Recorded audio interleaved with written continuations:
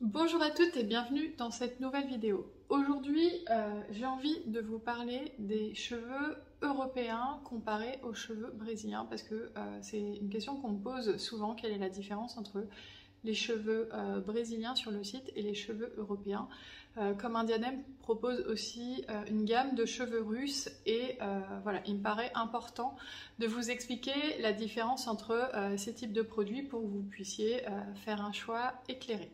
Alors, la différence ça va être du coup l'origine des cheveux, puisque les cheveux européens sont des cheveux de caucasienne. Et là où ça va être intéressant, c'est pour tout ce qui est couleur châtain clair à blond en fait.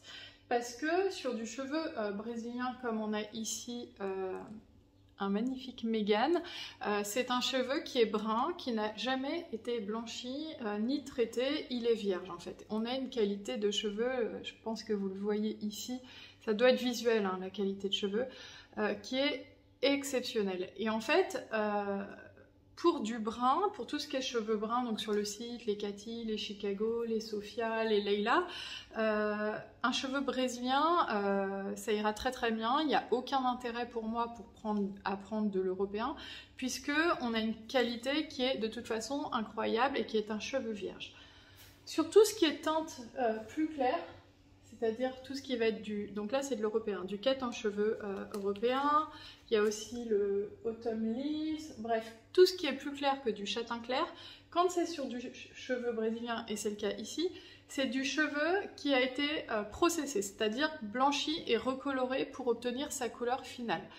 Alors, c'est pas un problème en soi. Là, vous voyez, moi, pour mon mariage, j'ai choisi un modèle, ça c'est mes cheveux, un modèle en cheveux brésilien, parce que c'est ce qu'il y avait de plus proche de ma couleur. Donc ça reste des modèles qui sont très très qualitatifs. Je vais essayer de vous trouver un Alice.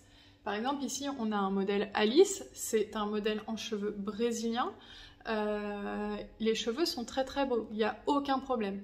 La couleur est très belle et éclatante aussi, mais c'est une couleur artificielle, c'est-à-dire que c'est pas la vraie couleur naturelle des cheveux.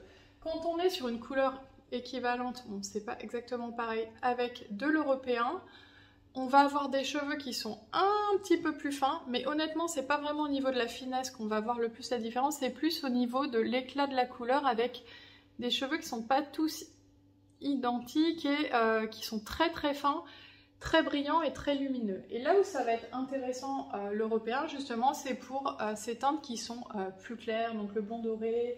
Là, j'ai par exemple un Taylor. Donc, par exemple, ça, c'est une couleur que j'ai absolument pas en brésilien.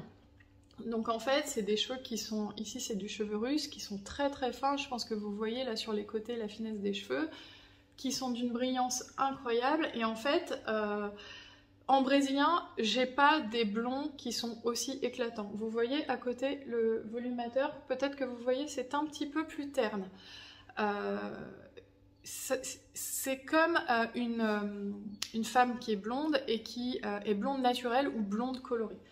Disons qu'avec du brésilien, vous allez pouvoir avoir une couleur magnifique et ça vraiment, faut pas en douter. Comme je vous ai dit, moi j'ai choisi celui-ci pour mon mariage sans problème, mais c'est comme une blonde qui sait colorer les cheveux, c'est-à-dire que c'est un blond qui est beau, qui est lumineux, mais qui est plus travaillé et c'est moins un blond avec des reflets complètement naturels comme une vraie blonde ou une vraie petite fille, vous voyez, qui a les cheveux comme ça naturellement.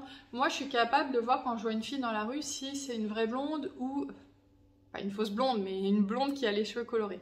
Ben, la différence avec l'européen, ça va être ça.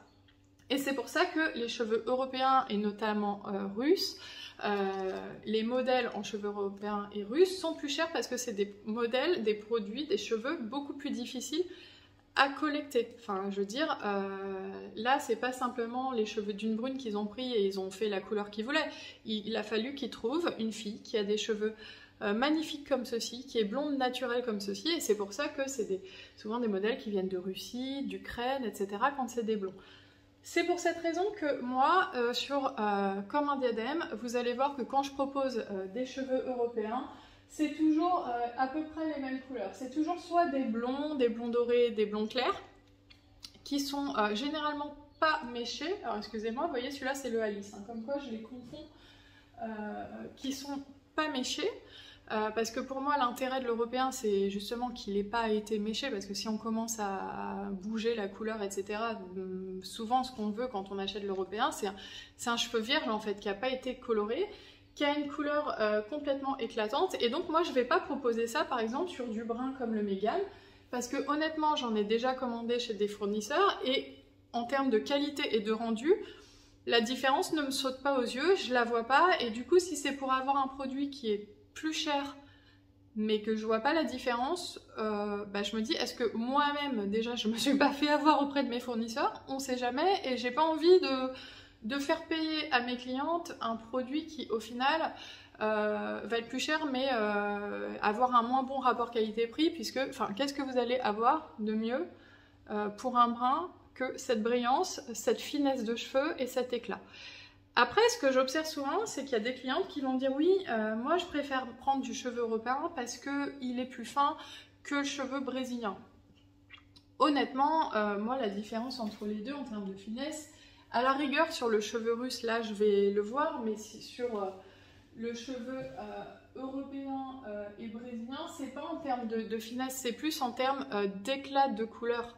Là vous avez... excusez-moi, je me suis trompée de modèle pour vous dire, vous voyez, je me trompe de modèle.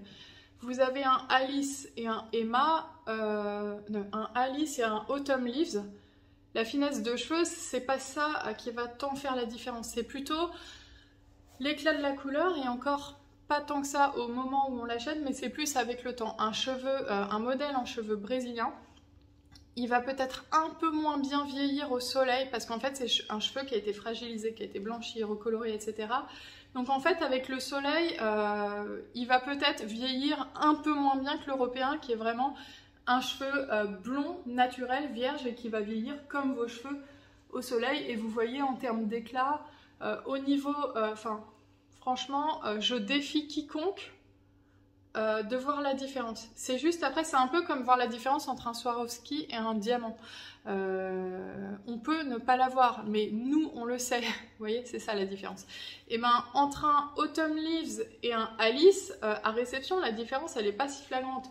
Moi je la vois parce que vraiment j'ai l'habitude, je les connais les modèles, mais c'est plus sur le long terme, comment il va vieillir. Vous pouvez aussi plus facilement le colorer, et puisqu'il va c'est un cheveu naturel vierge, donc en fait, pour votre coiffeur, il va réagir exactement comme des cheveux de filles qui sont blondes dorées.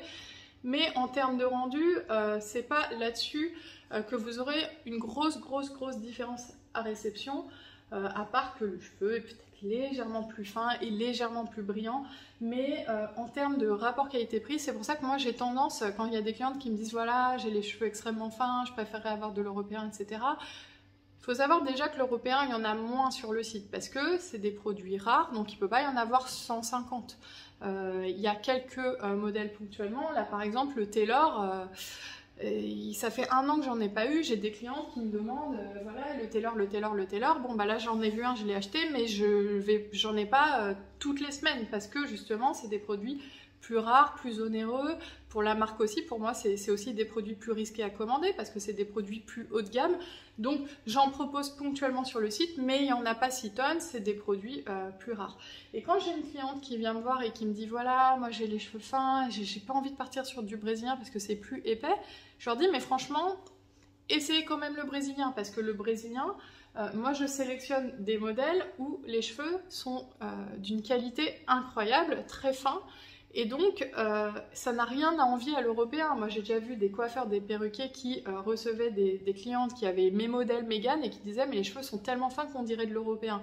Donc, pour moi, le choix qu'on doit faire entre européen, brésilien, cheveux russes... alors, cheveux russes, c'est quoi la différence entre cheveux russes et cheveux européens? Le cheveu russe, c'est ce qu'il y a de plus haut de gamme en termes de qualité. C'est un standard, en fait. C'est ce qu'il y a de plus haut de gamme, c'est-à-dire c'est moi ce que je vais payer le plus cher auprès de mes fournisseurs. Par exemple, des couleurs comme ça, c'est des filles qui sont russes, ukrainiennes, je ne vais pas avoir ça sur du simple cheveu européen, je vais vraiment avoir ça sur des cheveux russes en fait.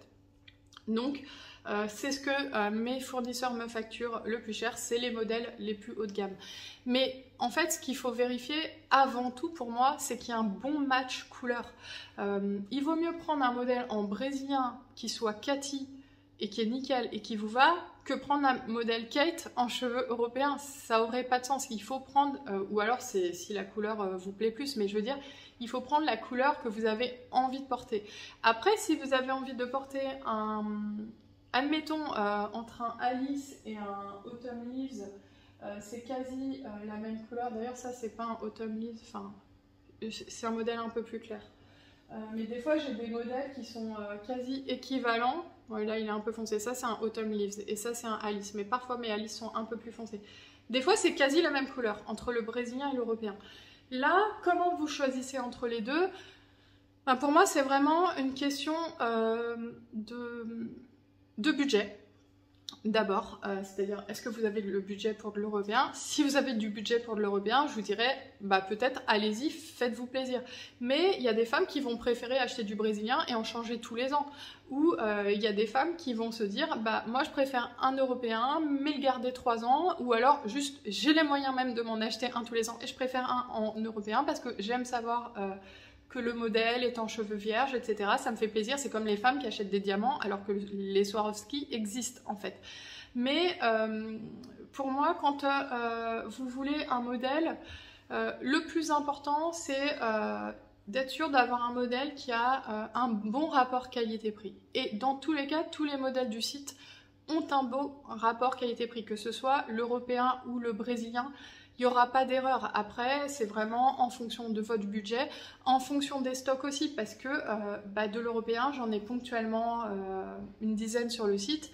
J'en ai pas autant et aussi facilement que du brésilien, parce que mes fournisseurs, quand ils me demandent d'acheter de l'européen, ils me demandent d'en acheter plusieurs pour faire des lots, et du coup, pour avoir un modèle Taylor, comme celui-ci que j'ai, il me demande de m'engager sur 10 pièces et pour moi ça va être compliqué. Donc en fait, si un jour j'en trouve un, je le mets sur le site, etc. Mais je vais pas acheter d'un seul coup une dizaine de pièces comme ça, c'est pas possible pour moi financièrement en fait.